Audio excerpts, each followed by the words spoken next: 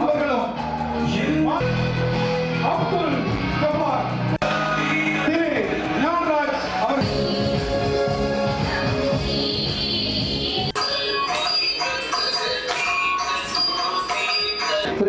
இவர் பொறியியல் பீடத்தில் ஒரு பாடசாலையாக தெரிவித்திருக்கிறார்.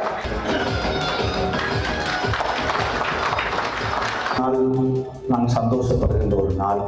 இங்கே 3A எடுப்பது என்பது, அதே போல மெடிக்கல் இன்ஜினியரிங் செல்வது என்பது இலகுவான காரியம் அல்ல.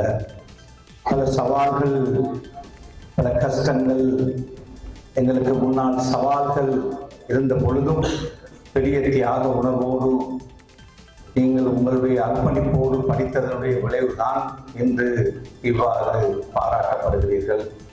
நாளை உங்களால் இந்த மண், இந்த மாவட்டம், நீங்கள் கற்ற பாடசாலை, உங்களுக்கு கற்றிருந்த ஆசான்கள், உங்களுடைய அதிபர்கள் எல்லோரும் கௌரவப்படுத்தப்படுவார் என்பதிலே சந்தேகம் கிடையாது. எனவே நாம் ஒழுக்கமுள்ளவர்களாக இருந்து கொள்ள வேண்டும்.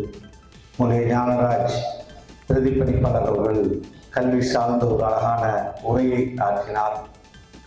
எம்மை பொறுத்தவரையிலே எமது இலக்கு ஒரு நீண்ட இலக்காக இருக்கிறார். ஒரு வட்டத்துக்குள்ளே ஒரு பட்டதாரியாக ஆகுவது மாத்திரம்தான் நமது இலக்கு என்ற நிலை இல்லாமல் நாம் எந்த அளவு உச்சத்தை அடைய முடியுமோ அந்த உச்சத்தை நோக்கி தொடர்ந்தும் முயற்சி செய்கின்றவர்களாக நாங்கள் இருக்கிறோம். நான் தாராபுரம் அல்பினா மகாவித்யாலயத்திலே கற்கின்ற பொழுதும் அந்த காலங்களிலே எல்லா பாடத்திலும் ஏயோ டியோ எடுப்பது என்பது, டி என்றால் அந்த நேரம் டிஸ்டிங்ஷன் தான் இருந்தது, இருப்பது என்பது ஒரு கடினமான காரியம். காலேஜ் அல்லது சித்தி விநாயகர் ஒரு சில பாடசாலைகள் ஓரிருவர் தான் அவ்வாறு எடுப்பார். என்றாலும் அந்தந்த பாடசாலைகளிலே உயர்ந்த பெருபேர்களை பெற்றவர்களிலே எனது பாடசாலையில் அந்த வருடம் நான் தான் ஓரவர்களிலே உயர்ந்த பெருபேரை பெற்றது. அவ்வாறு எங்களை எல்லாம் அழைத்து அரசியல்வாதிகளோ அல்லது வேறு யாரோ ஒரு நாளும் பாராட்டிய வரலாறு கிடையாது. என்றாலும் நாம் இன்று சந்தோஷப்படுகின்றோம். 9A எடுப்பது சொல்லுவது இலகுவாக இருக்கலாம், அது கடினமான பணி. பெற்றோர்களுடைய பங்களிப்பு, ஆசான்களுடைய பங்களிப்பு, மாணவ செல்வங்களுடைய அர்ப்பணிப்பு அதிலே பாரிய பங்காற்றுகிறது.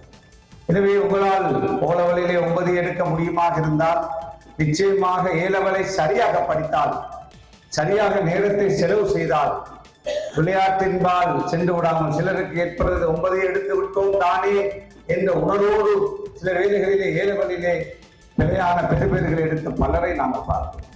எனவே ஓலவலை விட ஏலவல் என்பது ஒரு பல்கலைக்கழகத்தை நோக்கிய ஒரு பரீட்சை.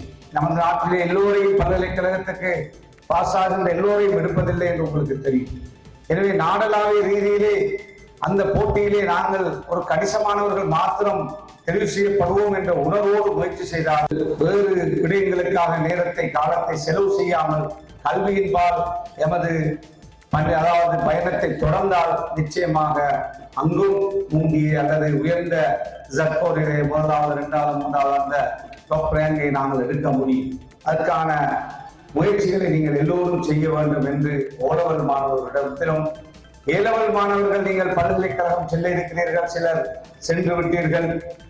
எனவே உங்களை பொறுத்த வரையிலே இந்த மண்ணை மறந்து விடாமல், உங்களுடைய ஞானராஜ் சொன்னது போல இங்கு நிறைய டாக்டர்கள் செல்லுவார்கள், ஆனால் எங்களுடைய வைத்தியசாலைகளிலே நிறைய வேகன்சிஸ் இருப்பது.